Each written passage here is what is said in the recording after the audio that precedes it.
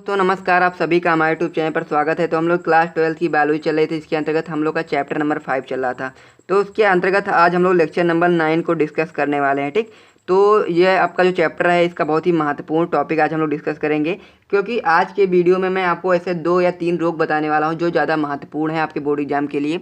तो उन सभी रोगों को समझेंगे, साथ ही में उनसे एक क्वेश्चन बन करके आता है, उन क्वेश्चंस को देखेंगे। ठीक, तो ये जो आपका चैप्टर चल रहा था 5वां चैप्टर, ये आपका एक समझ सकते हैं कि आप लोग ये समाप्त होने वाली स्थिति में आ चुका है।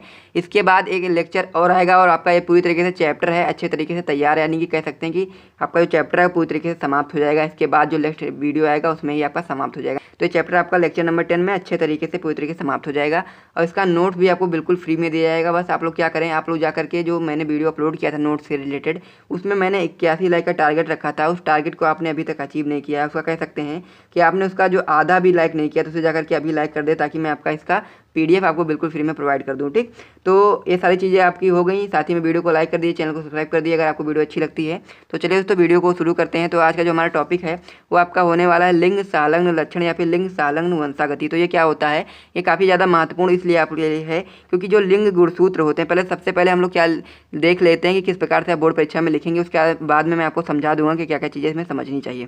तो सबसे पहले क्या समझना है हम लोग को कि लिंग गुणसूत्र पर प्रायः लिंग लक्षण वाले जीन होते हैं। ठीक, कभी कभी क्या होता है, लिंग गुणसूत्र पर लिंग लक्षण वाले जीन के अतिरिक्त कायिक लक्षण वाले जीन भी उपस्थित होते हैं, तो हम उसे लिंग संलग्न लक्षण वाले जीन कहते हैं तथा इनके द्वारा व्यक्त लक्षण को लिंग संलग्न लक्षण कहते हैं तथा इन लक्षणों की संतानों में जाने को हम लोग लिंग संलग्न वंशागति कहते हैं।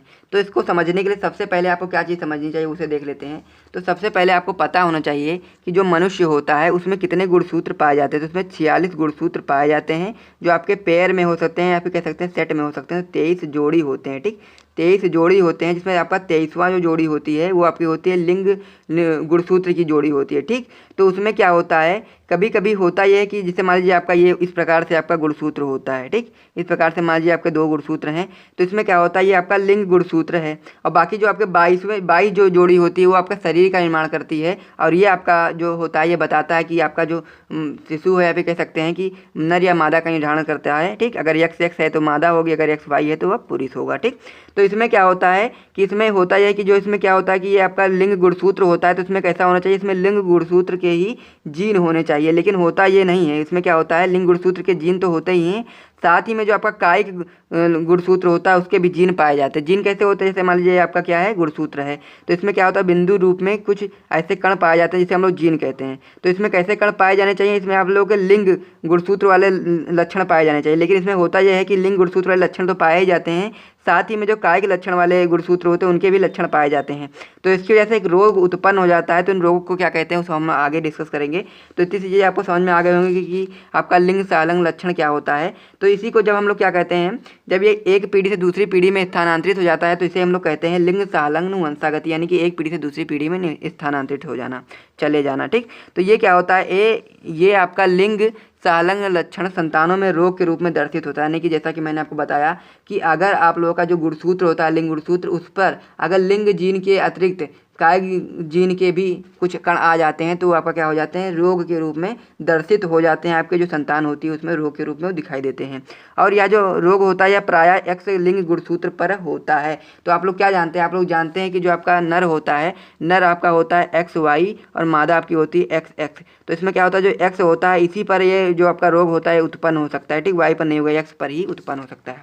तो चलिए तो वीडियो में आगे बढ़ते हैं। तो आगे क्या चीज़ लिखी है, मानव में लिंग संलग्न वंशागति प्रायः वर्णांधता तथा हीमोफीलिया के रूप में पाया जाता है। यानी कि ये 2 रोग हैं, जो दोनों रोग को आपको पढ़ना है। पहला रोग कौन सा है, वर्णांधता है, और दूसरा रोग है आपका हीमोफीलिया। तो वर्णांधता क्या होता है, सबसे पहले इसे समझ लेते हैं। तो वर्णांधता होता है आपका कलर ब्लाइंडनेस। ठीक, तो वर्णांधता आपका क्या होता है, कलर ब्लाइंडनेस। तो इसमें क्या होता है, लाल हरे रंग में व्यक्ति द्वारा अंतर न कर पाना। यानी कि जब आप लोग जब इस रोग से पीड़ित, यानी कि जो कलर ब्लाइंडनेस होता है, इस रोग से पीड़ित व्यक्ति को जब आप लोग लाल और हरा रंग दिखाते हैं एक साथ में और उससे पूछते हैं कि आप लोग इसमें अंतर करके बताओ कि इसमें लाल कौन सा है हरा कौन सा है, तो ये व्यक्ति क्या होता है, अंतर नहीं कर पाता है। यही आपका वर्णांधता कहलाता है। ठीक, इसे क्या कहते हैं, इसे प्रोटॉन दोष या फिर लाल हरा अंधापन भी कहते हैं। ठीक, जिसे लाल और हरे रंग में क्या हो कि कह सकते हैं अंतर स्पष्ट ना कर पाए, उसमें ये रोग पाया जाता है। ठीक, और ये रोग फिर क्या कर सकते हैं कि इसमें जो क्वेश्चन किस प्रकार से आता है उसको समझते हैं। तो इसमें क्वेश्चन आपका इस प्रकार से आता है कि जब सामान्य व्यक्ति का विवाह एक वर्णांध स्त्री से कर दिया जाए तो इसके संतान में इसकी रूपरेखा बताओ, यानी कि इसके संतान में किस में क्या होगा कि ये वर्णांधता का रोग उत्पन्न होगा, किन बच्चों में नहीं होगा। तो ये समझने के लिए ये आपका क्वेश्चन इस प्रकार से करना है आप लोगों को। तो इसमें क्या है, सामान्य पुरुष जो आपका होता है, आप लोग जानते हैं कि जो सामान्य पुरुष होता है उसका गुणसूत्र होता है XY, और वहीं पे जब आप लोग सामान्य स्त्री की बात करें तो उसमें XX होता है। लेकिन क्या है, यहाँ पर हम लोगों ने वर्णांध स्त्री ली, यानी कि जो स्त्री है वो आपकी वर्णांधता रोग से पीड़ित है। तो मान लीजिए इसके एक X पर क्या होगा, वर्णांधता है, ठीक, यानी कि वर्णांध रोग से पीड़ित स्त्री है। तो यानी कि जो आपका ये गोला मैंने बना दिया है ये क्या है, एक वर्णांध गुणसूत्र है, ठीक, या कह सकते हैं इस प्रकार से। तो हम लोग क्या कराएंगे, जिसमें क्रॉस कराएंगे तो सबसे पहले हम लोग क्या करेंगे, एक्स को एक्स से मिलाएंगे। तो आप लोग क्या कराओगे, पहले एक्स को लोगे और जब आप लोग एक्स को एक्स से इस प्रकार से मिलाओगे तो आप लोगों को यहाँ पर क्या देखने को मिलेगा। तो आप लोग जब एक्स को एक्स से मिलाओगे तो आप लोग देखोगे कि आप लोग को यहाँ पर एक्स तो मिल ही रहा है, साथ ही में आप लोग का वर्णांध का जो एक्स है ये भी आपको प्राप्त हो रहा है, ठीक। तो ये क्या हो गया, एक रोग उत्पन्न हो गया। तो ये कैसा है, XX मादा है। अब हम लोग क्या करेंगे, एक्स को हम लोग क्या करेंगे, इधर वाले एक्स से और मिलाएंगे, ठीक। तो ये वाला क्या करो, आप लोग इधर मिला दो, इधर इस वाले एक्स से। उसके बाद फिर आप लोग इसको सबसे पहले कर लेते हैं, उसके बाद फिर अगला डिस्कस करते हैं क्या क्या चीज़ें बनी। तो उसके बाद अब वाई की बारी आई, तो वाई को सबसे पहले हम लोग किससे मिलाएंगे, एक्स से मिलाएंगे, ठीक। उसके अंदर फिर वाई को किससे मिलाएंगे, वाई को उसके बाद हम लोग मिलाएंगे वाई से, एक्स से, ठीक। तो अब क्या चीज़ बनकर आई अब वो समझते हैं। तो सबसे पहले हम लोग जब x को वर्णांध x से मिलाया तो आपका x वर्णांध मिला। उसके बाद फिर जब हम लोग x को x से मिलाया तो यहाँ पर आप लोगों को केवल x मिला। और वहीं पर जब हम लोग y को वर्णांध x से मिलाया तो आपका क्या बना, x बना, y बना, ठीक, ये वर्णांध वाला x बना, ठीक। उसके बाद फिर हमने y को x से मिलाया तो आप लोग का XY बना, ठीक। तो आप लोग यहाँ पर देखेंगे तो सबसे पहले क्या बनी, XX क्या होता है, मादा होता है। तो जो एक मादा बनी आपकी कैसी थी, वो आपकी वर्णांध थी, यानी कि इस रोग से पीड़ित मादा थी। दूसरा क्या बना, ये भी मादा बनी लेकिन ये कैसी थी, सामान्य मादा थी, ये रोग से पीड़ित नहीं थी। और उसका तीसरा जो आपका बना ये क्या था, XY, यानी कि ये कैसा था, ये पुरुष बना। तो पुरुष कैसा बना, ये भी वर्णांध रोग से पीड़ित बना, ठीक। तो ये क्या होगा, नर होगा, ठीक, नर होगा। तो नर कैसा है, वर्णांध रोग से पीड़ित। उसका फिर ये भी नर बना लेकिन ये सामान्य नर बना, ठीक।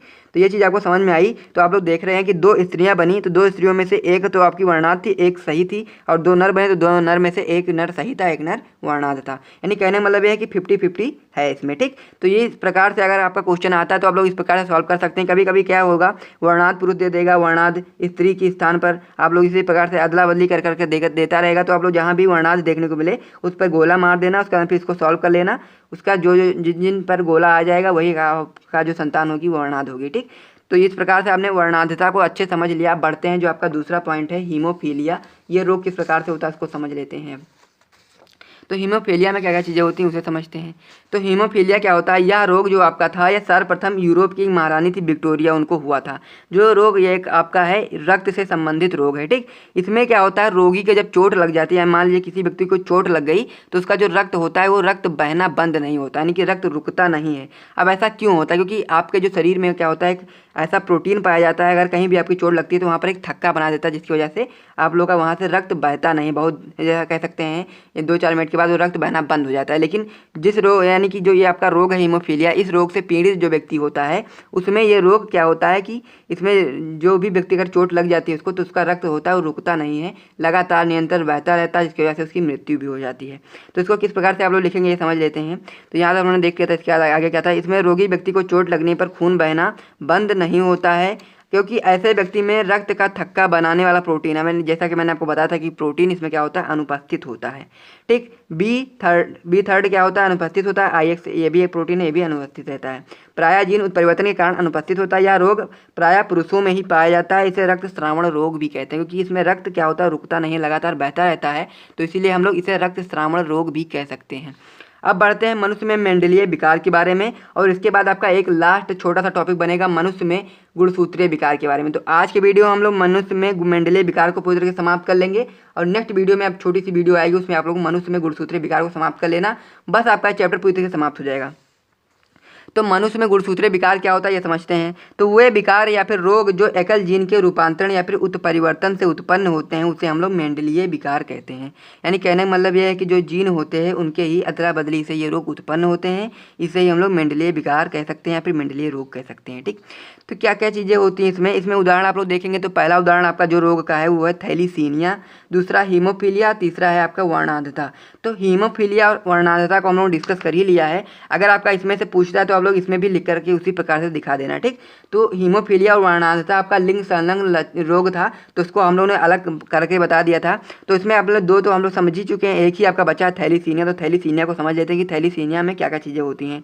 तो थैलीसीनिया में क्या होता है, यह रक्त संबंधित दोष युक्त रोग है। यानी कि यह भी रोग कैसा है, एक रक्त से संबंधित रोग है जिसमें व्यक्ति में हीमोग्लोबिन की जो मात्रा होती है वो कम रहती है। यानी कहने का मतलब ये है कि जो सामान्य व्यक्ति होता है उसमें हीमोग्लोबिन की जो मात्रा होती है यानी कि Hg की जो मात्रा होती है वो आपकी 14 से 16 होनी चाहिए। ठीक, 14 से 16 होनी चाहिए। लेकिन इस रोग से यानी कि थैलीसीनिया नामक रोग से पीड़ित व्यक्ति में इसका क्या होता है, हीमोग्लोबिन 7 यानी इससे कम या फिर इससे और भी कम ही रहते हैं, यानी कि इससे आधे या फिर इससे कम रहते हैं। ठीक, 7 या 8 ऐसे ही रहता है इसका हीमोग्लोबिन, यानी कि लगातार कम रहता है इसका, जिसकी वजह से इसका शरीर दुर्बल हो जाता है और किसी न किसी रोग से ग्रसित रहता है, हमेशा किसी न किसी रोग से ग्रसित हो जाए। अब रोग जैसे मान लीजिए कि शरीर जिसका दुर्बल हो जाएगा उसका किसी न किसी रोग से तो ग्रसित ही रहेगा ना। तो सामान्य व्यक्ति में आरबीसी का जो जीवन काल होता है 120 दिन होता है। अब इसमें क्या होता है, जैसे सामान्य व्यक्ति जो है उसमें जब आरबीसी का निर्माण होता है तो उसका जो जीवन काल होता है 120 दिन तक होता है। लेकिन इस रोग से जो ग्रसित व्यक्ति होता है उसमें जो आरबीसी का जीवन काल केवल और केवल 20 दिन का होता है। ठीक, तो ये बहुत ही ज़्यादा कह सकते हैं कि इसमें ये कमियां हैं जिसकी वजह से ये बहुत ही खतरनाक रोग आपके लिए साबित हो सकता है। अब ये सभी रोग जो आपके होते हैं ये कैसे होते हैं, ये आपके होते हैं जन्म जातीय, जिसकी वजह से इनका कोई भी उपचार संभव नहीं होता है। ठीक, तो यहाँ तक हम लोगों ने समझ लिया था। अब ये आपका थैलीसीनिया पूरी तरीके से समाप्त हो गया है। अब हम लोग नेक्स्ट वीडियो में हम लोग क्या पढ़ेंगे, मनुष्य में गुणसूत्रीय विकार के बारे में। तो ये वीडियो अगर आपको पसंद आया तो वीडियो को लाइक कर दीजिए, चैनल को सब्सक्राइब कर दीजिए। मिलते हैं नेक्स्ट वीडियो में, तब तक के लिए जय हिंद।